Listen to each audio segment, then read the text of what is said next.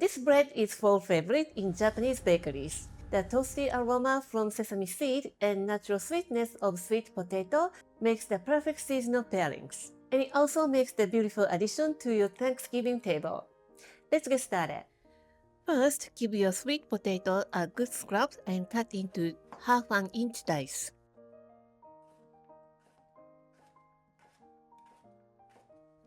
Soak them in water for about 5 minutes to remove excess starch.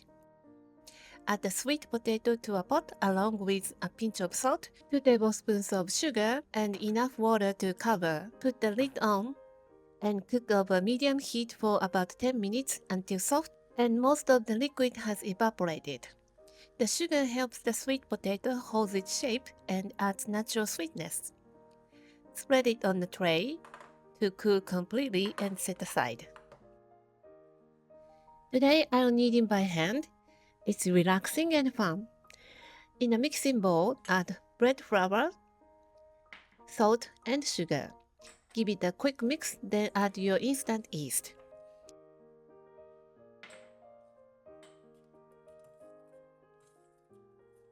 Now drizzle in water, holding back about a tablespoon so you can adjust the consistency later. Mix with chopsticks or spatula until the dough comes together.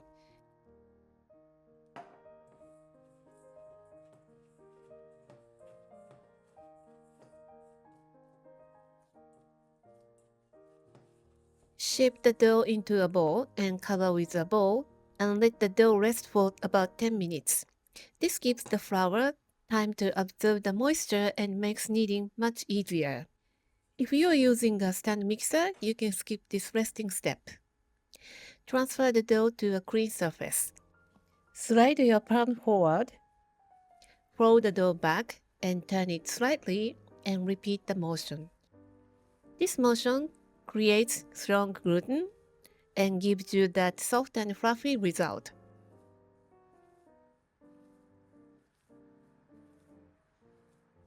Smack the dough on the counter about 10 times to create an even more stronger gluten. It's like a fun exercise.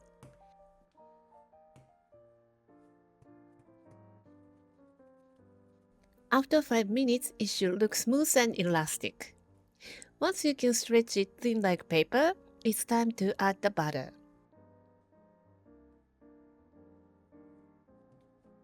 Spread the dough out and add the butter and knead it in.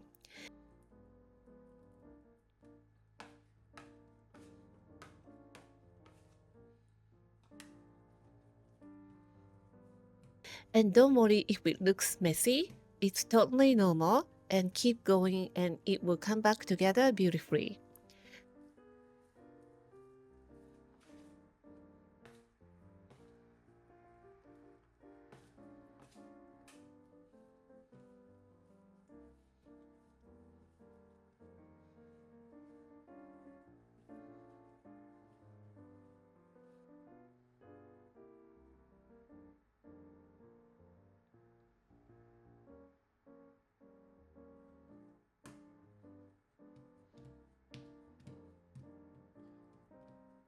Finally, add black sesame seed and knead for another 1 to 2 minutes until evenly distributed.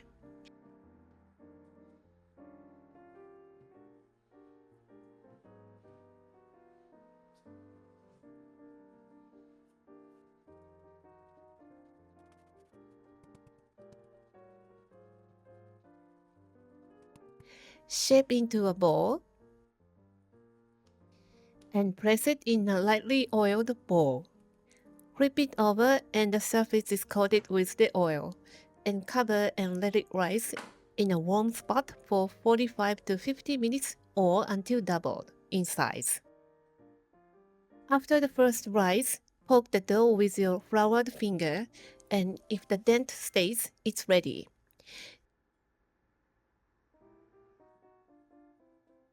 Divide the dough in half and shape each piece into a ball, and let them rest for 15 minutes.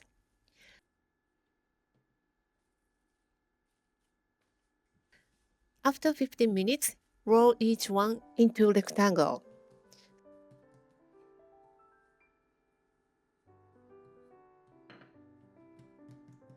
Spread the sweet potato evenly over the dough.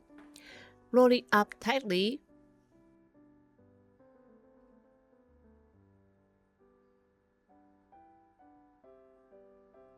Pinch the ends to seal and press it seam side down.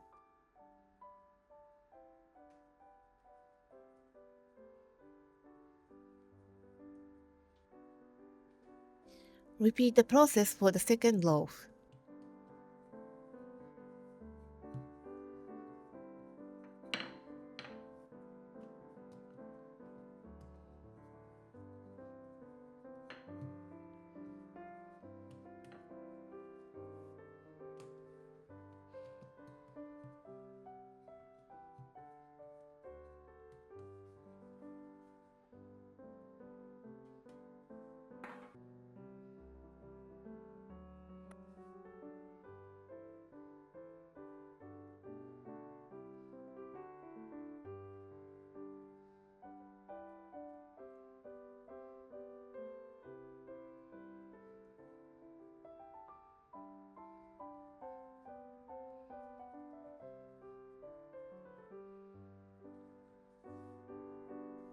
Lightly moisten the surface and roll each loaf in a tray of the white sesame seed until nicely coated.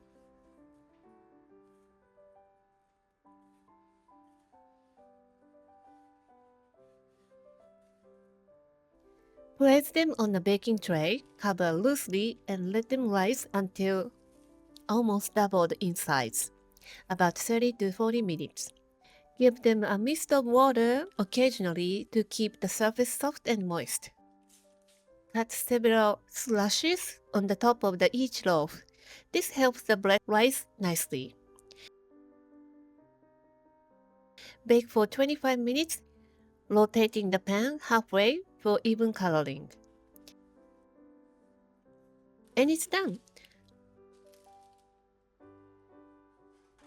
Sesame and sweet potato bread.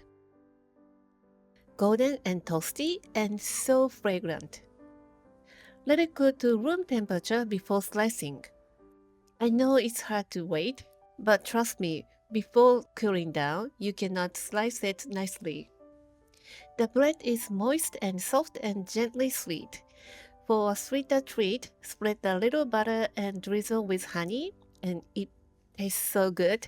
And for a savory meal, serve it with soup, stew, or your Thanksgiving dinner. It's truly a taste of Japanese autumn. And give it a try and let me know how you like it.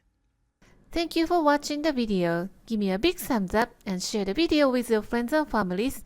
And consider subscribing if you don't want to miss any of my new videos. And follow me on the social media and tag me on your post if you give it a try. And join my happy eating group to share your food with me. And my store on Amazon has pretty much everything that I'm using in my video. And for more information, visit my website, princessbamboo.com. Thanks again, and I will see you soon.